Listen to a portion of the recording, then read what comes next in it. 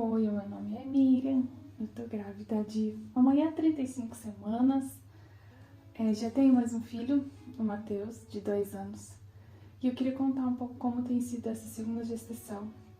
Sou natural de Curitiba, do Brasil, e eu e meu marido moramos há praticamente 4 anos aqui em Lisboa, Portugal, e eu queria contar um pouco de como foi essa experiência até agora. Descobrimos em junho de 2023 que estávamos grávidos de novo.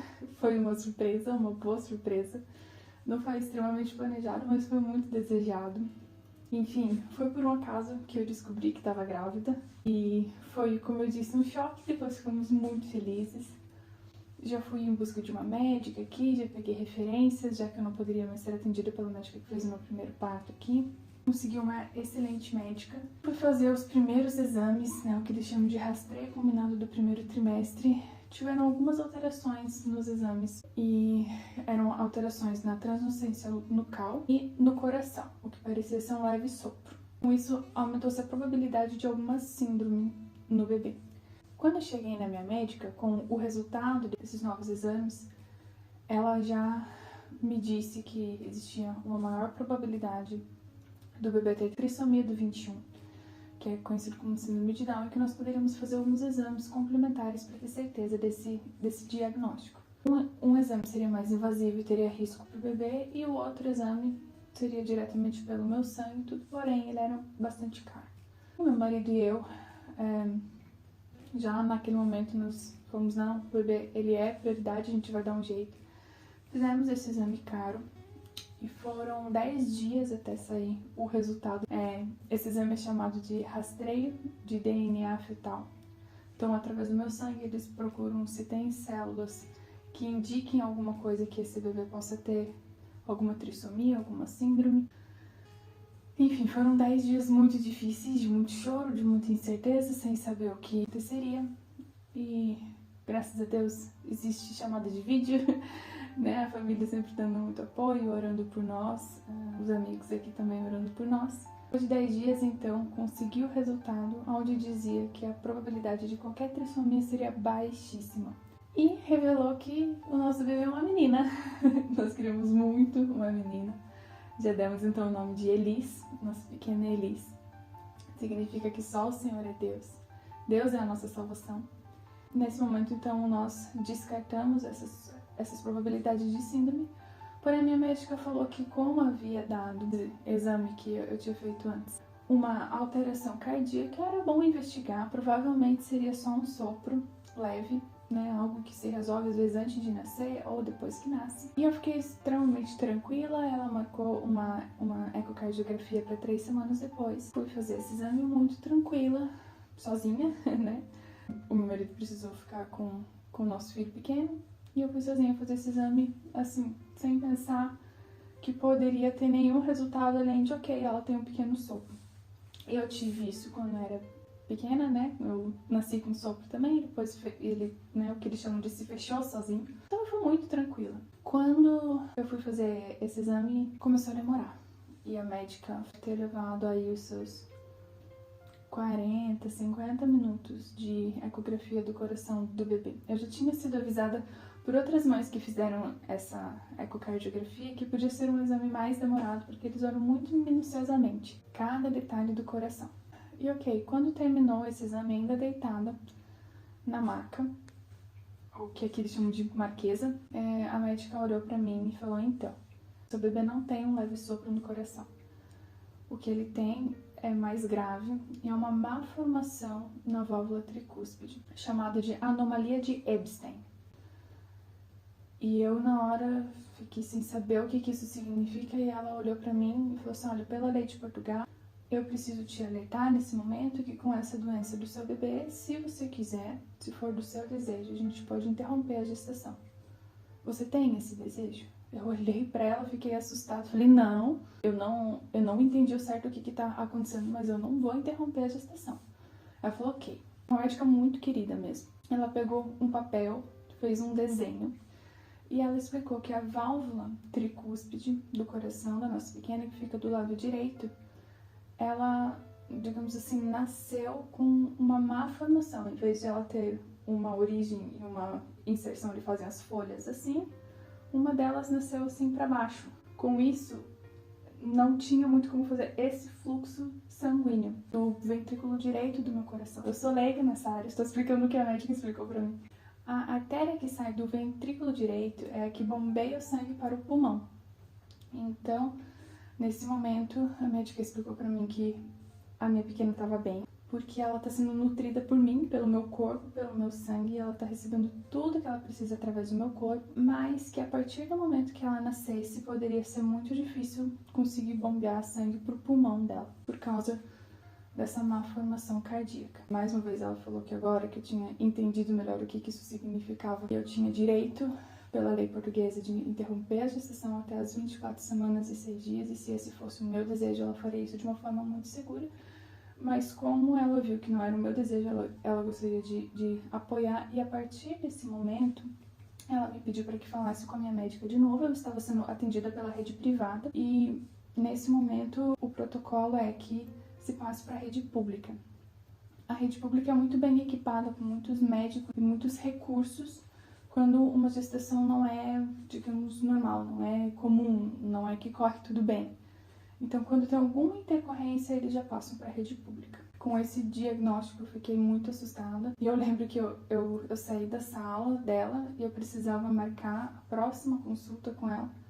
E só o tempo de eu esperar para que a secretária fizesse essa marcação, eu tomava muitos copos de água para não cair no choro ali mesmo.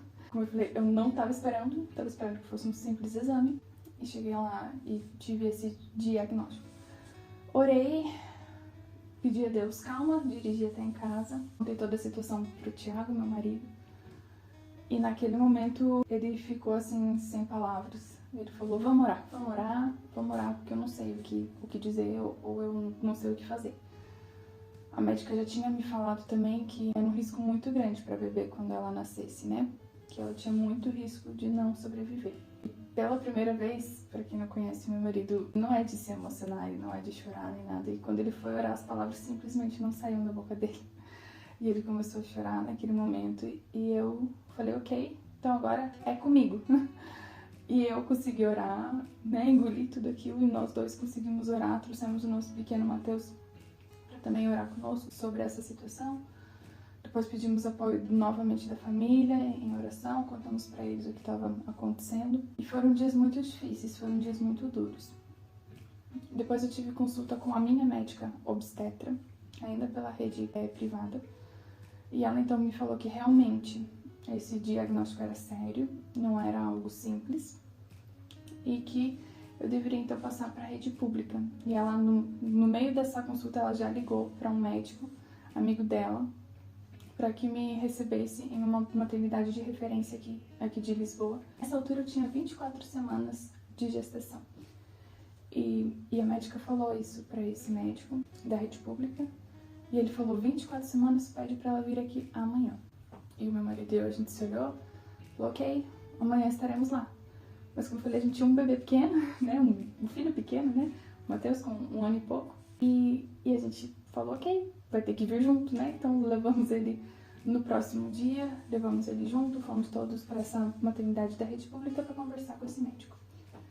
Chegando lá, o médico ficou muito incomodado que o nosso pequeno estava junto, perguntou diversas vezes se não tinha com quem deixar ele. E não, nós não temos rede de apoio aqui, ele ainda não vai para creche. Enfim, já foi uma situação bastante complicada por causa disso. Aí uma outra médica me chamou, que é uma cardiologista pediátrica, e ela me fez muitas perguntas e fez mesmo uma ecocardiografia para ver o coração da nossa pequena. Depois disso, essa cardiologista e o outro médico, que é obstetra, nos chamaram para uma conversa. E ali eles nos explicaram exatamente o caso da nossa pequena, falando que da outra ecocardiografia que eu tinha feito para essa, o caso já tinha piorado e o coração dela já estava maior do que o esperado. Porque como uma parte do coração ele não funciona, então está em esforço cardíaco, e com isso aumentou o tamanho do coração. E com isso também faltou espaço para o pulmão desenvolver melhor. Então o pulmão estava menor e o coração estava maior. E a parte direita do coração já estava muito comprometida. Nesse momento, os 2 médicos olharam para nós e falaram: ó, vocês têm alguns dias para que ainda se enquadrem dentro da lei que permite interromper a gestação. E vocês podem escolher fazer isso, nós podemos proporcionar isso de uma maneira segura. Eu e meu marido prontamente olhamos para eles e falamos: nós não vamos interromper a gestação. O médico olhou para nós, fez uma cara assim, e ele pediu para que a cardiologista explicasse tudo o que significava o caso da nossa pequena. Ela nos falou de diversos cenários onde a pequena poderia não resistir dentro da minha barriga, não ter o que fazer. Poderia entrar em sofrimento fetal e ter um parto muito prematuro e com isso não resistir, porque não há muito o que se fazer em bebês prematuros nesses casos. Poderia nascer e não resistir quando o meu sangue parasse de nutrir o corpo dela. Ou eles poderiam fazer alguns procedimentos depois que ela nascesse, mas a expectativa de vida dela seria muito baixa, como de 20 a 30 anos. Se desse tudo certo, no melhor dos cenários, essa seria a expectativa de vida da nossa pequena. E nós olhamos de novo e falamos: ok, nos entendemos, não vai ser fácil, mas nós não vamos interromper a gestação. O médico, então, obstetra do lado, olhou para nós e falou assim: olha, vocês estão entendendo que vai ser algo muito difícil mesmo? Vocês têm um outro filho pequeno, ele também vai ser afetado por isso. E nesse momento nós começamos a ficar muito bravos, porque o médico estava usando o nosso próprio filho como se a gente tivesse que escolher entre os nossos filhos. E ali eu falei, não, nós não vamos em hipótese alguma interromper a gestação. Bom, ok. Tinha nesse momento a possibilidade de nós fazermos mais um exame que se chama aminocentese, e é um exame que eles fazem como se fosse, numa linguagem leiga, tá? Esse exame é como se fosse uma pequena biópsia, onde eles colocam uma agulha dentro da minha barriga, uma agulha bem grande, e eles colhem uma amostra para ver se esse problema cardíaco está relacionado a alguma outra síndrome. Só que esse exame tem um risco para o bebê. As estatísticas dizem que a cada 200 bebês saudáveis que fazem esse exame, um morre por causa do exame. Então existe um risco. E o médico falou: bom, como vocês não vão interromper de jeito nenhum, eu acho que não vale a pena fazer esse exame e colocar ele nesse risco, mesmo que seja, né, um risco baixo, mas é um risco.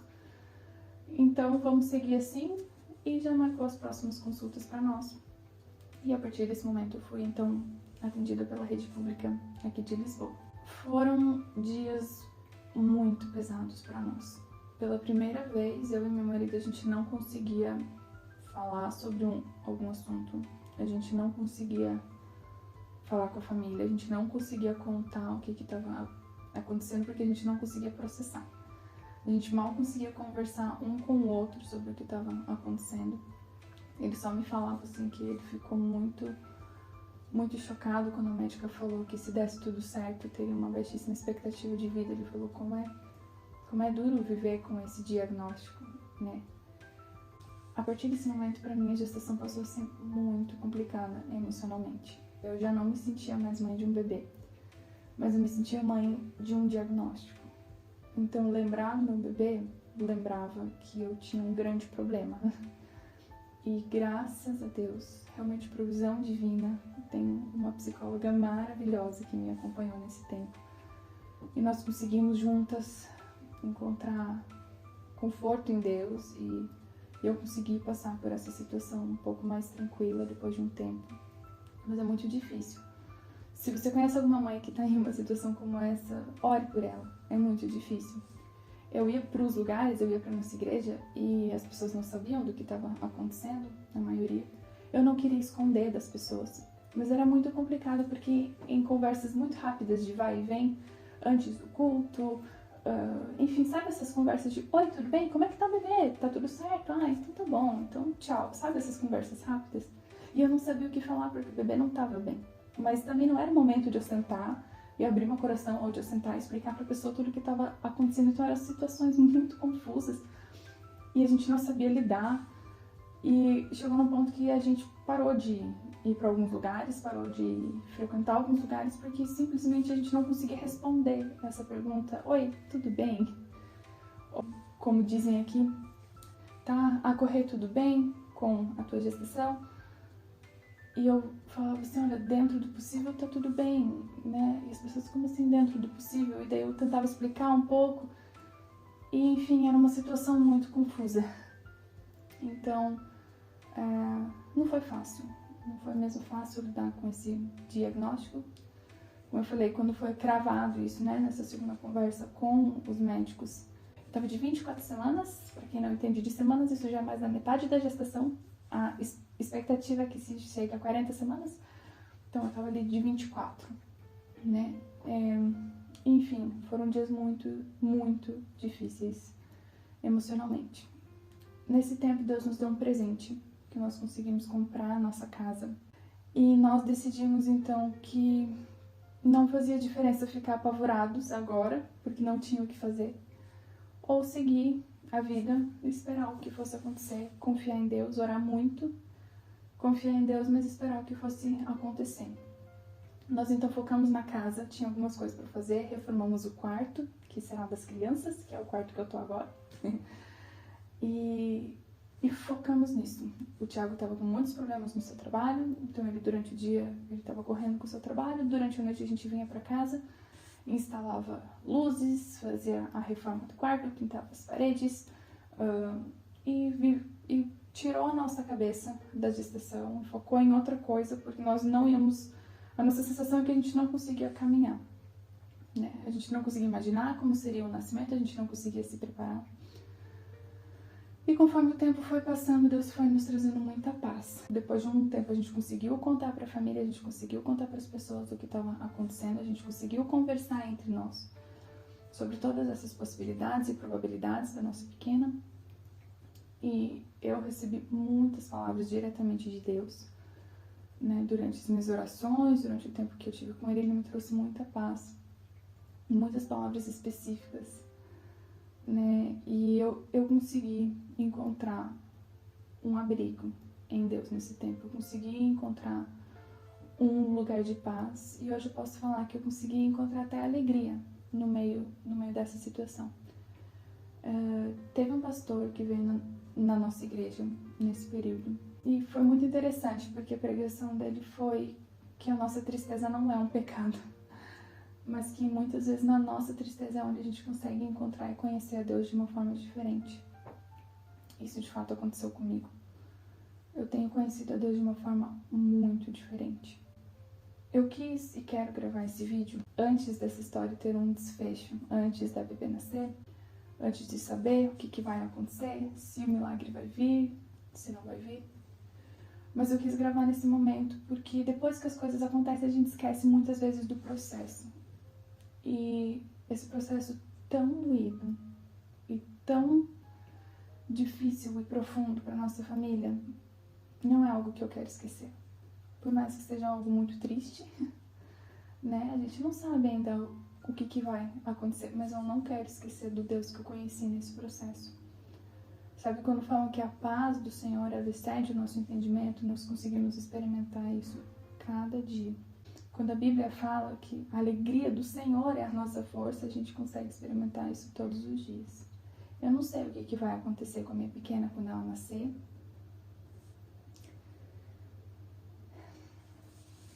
Eu não sei qual vai ser o desfecho dessa história. Eu sei que Deus é suficientemente poderoso e nós oramos por um milagre completo na vida dela. Mas eu sei que nesse tempo Deus é conosco, Deus é com a nossa família. E se você está passando por uma coisa parecida, eu senti mesmo de fazer esse vídeo para contar tudo que tem acontecido para quem está mais longe de nós, mas também para que se você conhece alguém que está passando por isso, para que essa pessoa também saiba que não é pecado você ficar triste e você não precisa passar correndo por cima dessa tristeza, mas assim a gente tem a oportunidade de encontrar Deus nesse momento. A Bíblia fala de tantas situações onde Jesus também, ele se entristeceu e até antes da cruz, a oração dele é: Deus, se possível eu não quero passar por isso. Se possível, passa de mim esse cálice, passa de mim esse sofrimento. Então Jesus também teve ali, e Deus não veio um anjo ali falando: não, Jesus, fica bem que você é Deus e que você vai ressuscitar. Não foi isso o que aconteceu nesse momento, né? Mas Jesus sabia que o Pai estava ali com ele. E é o que nós temos experimentado. Antes de ter um desfecho dessa história, ela já tem dado frutos. Então tem uma pessoa muito próxima, minha e do meu marido, que assim, sempre se disse cristã, sempre foi cristã, mas nós, conhecendo no fundo, sabíamos que não era uma pessoa que tinha um profundo relacionamento com Deus. E essa pessoa me manda mensagem todos os dias, praticamente, em muitos momentos, falando que tem orado, que tem conhecido a Deus no meio desse processo, que tem clamado pela vida da nossa pequena. E essa situação desde já aproximou ela de Deus, e para nós isso já é um milagre muito grande. Outro milagre muito grande é que esse médico, que eu nunca mais queria ver na minha vida, que usou o meu filho como troca, não sei, ou como uma maneira de convencimento de interromper a gestação. Esse médico estava presente no meu penúltimo exame que eu tive algumas semanas atrás. E quando eu olhei pra ele, eu queria sumir. Eu falei, Deus me ajuda. Porque nessas horas, o sangue sobe. e eu só pensava, eu não vou deixar esse homem encostar na minha filha. Ele não vai tirar minha filha de mim. Antes que eu me esqueça, nessa conversa que eu e meu marido tivemos com esses dois médicos, nós tivemos de fazer ali um termo, assumindo toda a responsabilidade, assumindo que nós estávamos cientes do caso da nossa filha, da gravidade da situação, e que nós, por livre e espontânea vontade, estávamos tomando a decisão de não interromper a gestação. E a gente se sentia brigando com os médicos o tempo todo, parecia que a gente tinha que lutar pela vida dela, parecia que se não fosse a gente ser firme e falar, não, nós não vamos interromper, a sensação que eu tinha é que estavam querendo tirar ela de mim. Isso era horrível, horrível, horrível. A única coisa que eu posso dizer foi horrível. E quando eu vi esse médico na sala de exames, eu fui fazer uma ecocardiografia mais uma vez, tenho feito com bastante frequência, pra ver como é que tá a evolução do caso.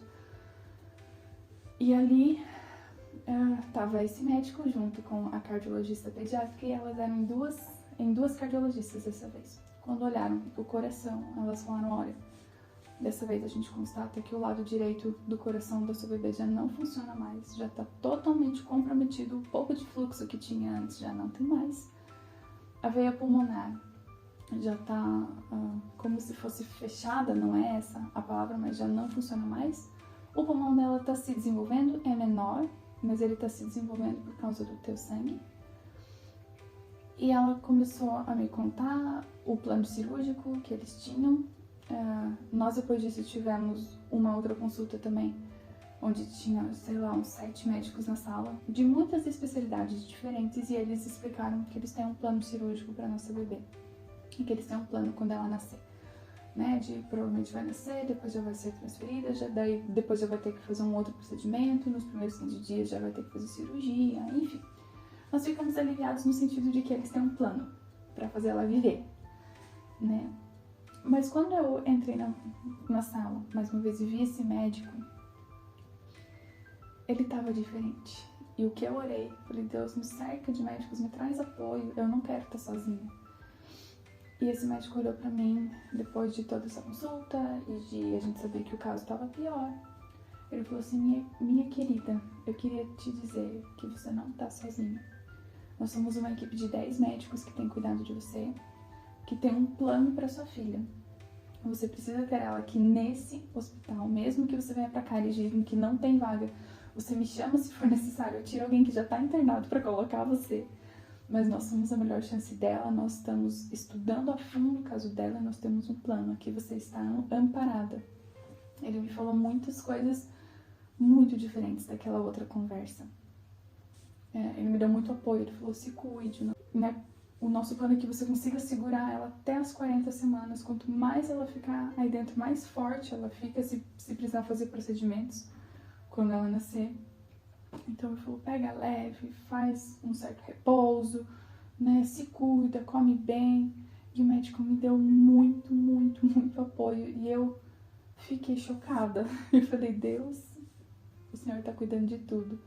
Porque o mesmo médico que foi mais difícil de nós enfrentarmos nessa situação foi o médico que mais me deu apoio depois.